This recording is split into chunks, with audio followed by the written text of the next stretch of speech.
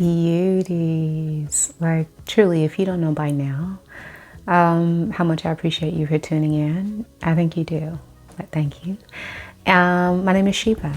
Welcome to the channel. If this is your first time tuning in to me, make sure that you hit that subscribe button so pretty much every time I fall through, you can tap in, okay? And to my regular fam, you already know it's love. So, really quickly, this is week 2 of the challenge. This is series 3, so the third challenge, which is spiritual intelligence. And just to kind of recap, week 1 was the introduction. The theme of this challenge is represent, because for me at this point in my life, I'm trying to be as intentional as possible about representing God and the kingdom in a way that is worthy. And so this particular challenge was all about me being able to react differently, respond in a different way when I'm triggered, when I'm upset, than my typical. And so week 1 was all about first acknowledging what my triggers are, being very aware of what they are. And I've kind of already done that, but to really kind of sit back and think about it was different. So it was all about recognizing what all of my triggers are, what are all of the things, situations that I'm in, people that can bring another side of me out. And then also, once I figure that out, then try to understand why. Like, truly, why are they triggers? Not the surface level, issue, but like that underneath, like really, what is the issue? Why am I bothered? Am I bothered because my son didn't do what I asked him to do? Or am I bothered because it's a repetitive thing? This is not a one-time thing. This is repetitive. So it's really trying to figure out what the core of the issue is. So once I figure out the trigger, once I figure out really what the problem that I'm having is, then I can address that problem and then figure out a plan and a way to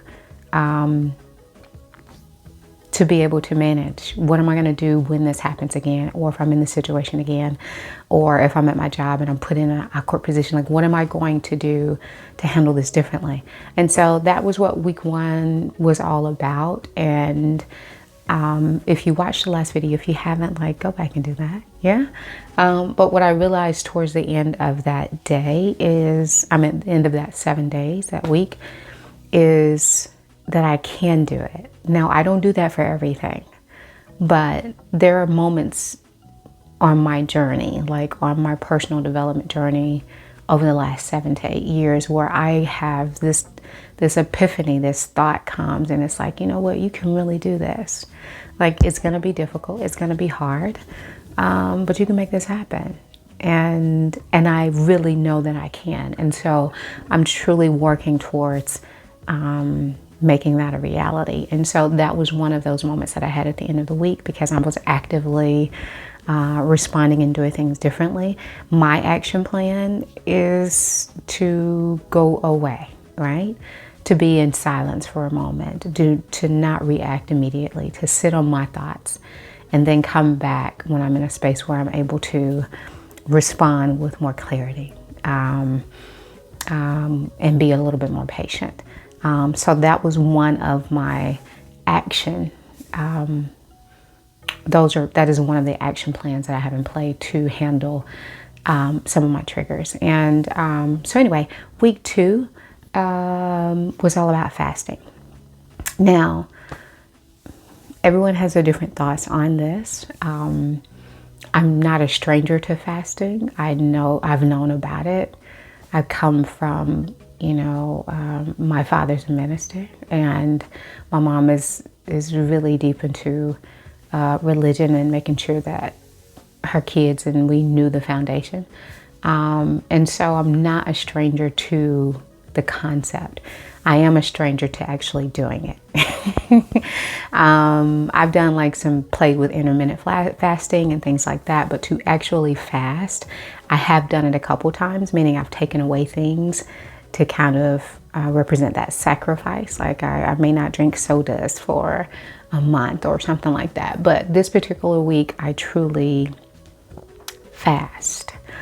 So week 2, that's what I did, and it's changing my life in a way that is unexplainable.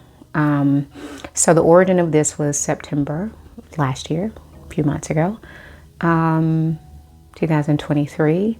I started getting pains, nerve pains, nerve shootings, like my nerves from my back, just constantly through my arms, numbness in my hands and my fingers, and it was very bothersome. It became painful. It was a constant feeling.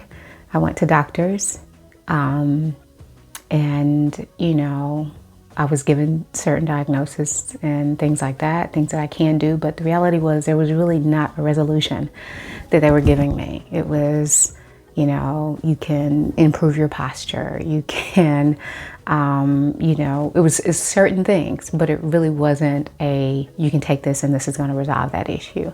And so then I just kind of went back to the source, and I'm like, God, I don't want to live this way. Like, I don't want to have to take medication to feel better every day of my life until I'm blessed to see you. I just don't want to do that. So help point me in the right direction of what it is I need to do.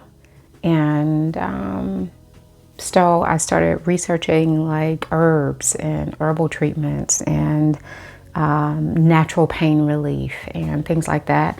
I came across a couple different books. I had previously, and one of them was Heal Thyself by Queen Afua.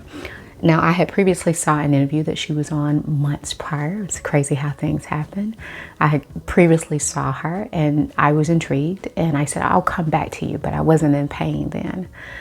And she came to mind at that time. And so I researched that book. I bought that book. I dove into that book.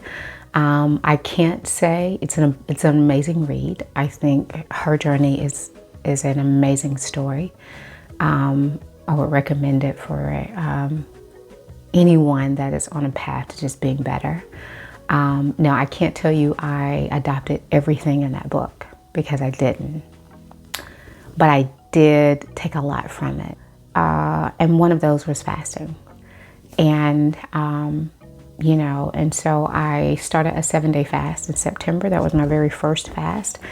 And all I had was natural fruit juices and water for the 7 days. And so that was water, and I chose apple juice, 100% apple juice, ideally squeezed, you know, but I didn't have that readily available, so I just opted to purchase 100% apple juice. It was one of the most difficult things I ever did, but it was also one of the most beneficial things that I've ever did, and not just the results from it. Like I see it being something that I want to adopt long term. But anyway, after doing that first fast, I want to say maybe 2 days after coming off of that fast, I noticed I didn't have the nerve shooting. Like my back wasn't in chaos. I was literally having to shake my arm all day. I don't know, you could probably see that in some of my cardio videos. Like I'm literally shaking to reset the nerves that are running through my body and the pain that I was having. But after that fast, I want to say like 2 days into it, numbness was in my fingers and my hands.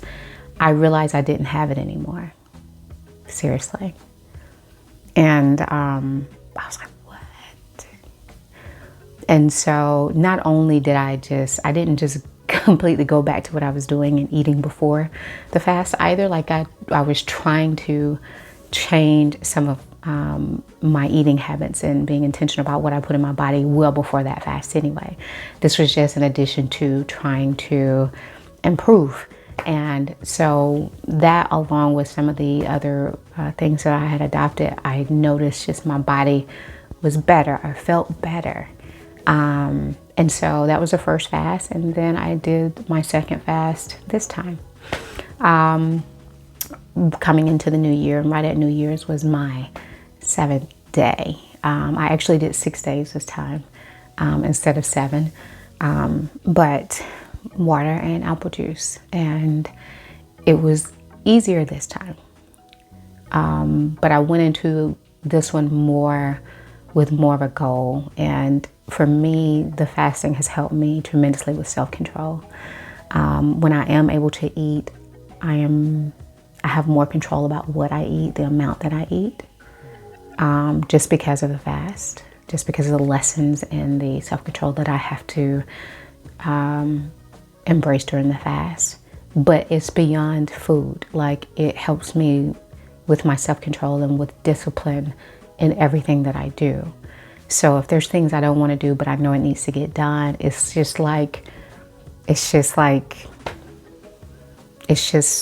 improved my self-control to a whole nother level. And I'm just beginning on this journey. And so I'm super excited about what to look forward to with that. And so that was week 2 for me. And I can tell you, so along with that, and then my personal time with God, being able to talk, having a little bit more clarity, that was the purpose of the fast.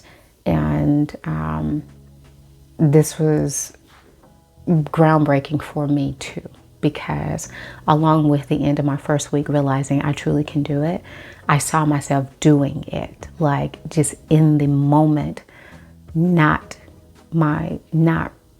responding negatively, not wanting to give you a new one because you're not, because my kids are doing something that is bothering me.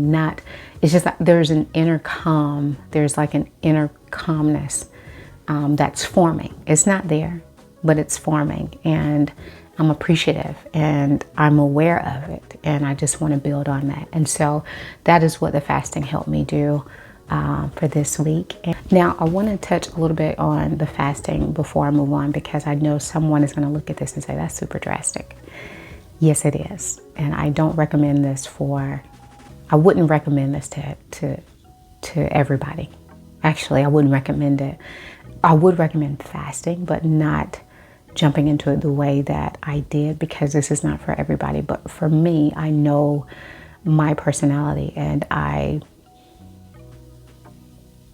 need drastic to make changes. So in particular parts of my life, when I've made a drastic change, when I've transformed, when I've changed a habit, it's been drastic. I'm not the type of person that can phase away things. Like, I can't be like, I'm gonna go from not having any sugar to sugar-free to I can't do that. Like, I really have to cut it all off. I have to go cold turkey.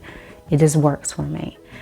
So I stopped smoking 7 years ago, a little bit over 7 years ago. I had to do that cold turkey. I couldn't say I'm going to reduce the amount that I smoke. I tried it. It didn't work for me. And I had to literally just stop. No classes, it was just me. And 7 years later, here we are.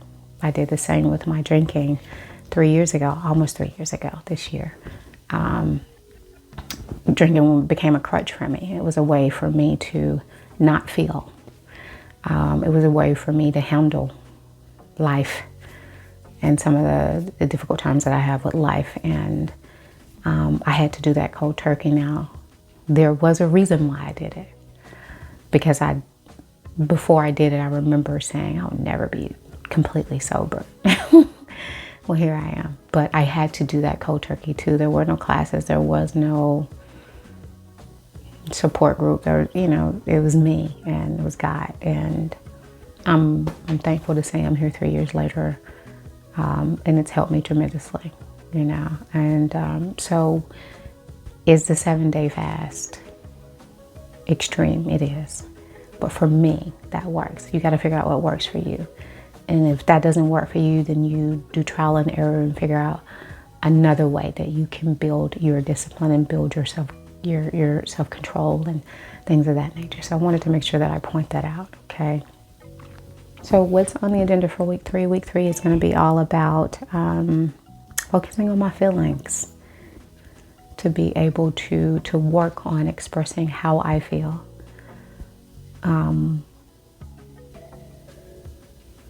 With the most integrity, but with the most grace possible. And not just to others, I mean to myself. Being completely honest with myself. So make sure that you stay tuned for that. That video is coming up in another week, 7 days. And until the next time, be kind. Be a blessing to someone else if you can. You and your family stay blessed as well. Sheba is signing off. And by the way, I didn't say this. I truly want to hear from you, right? If you're on a personal journey, I want to hear it. Are you going through your own personal development stage? Are you like figuring out things on how to become better, whatever part of your life you're trying to get better in? Yeah, want to hear those comments. Make sure you leave those comments and questions below. And I'll respond with the quickness, okay? Sheba signing off. Bye-bye.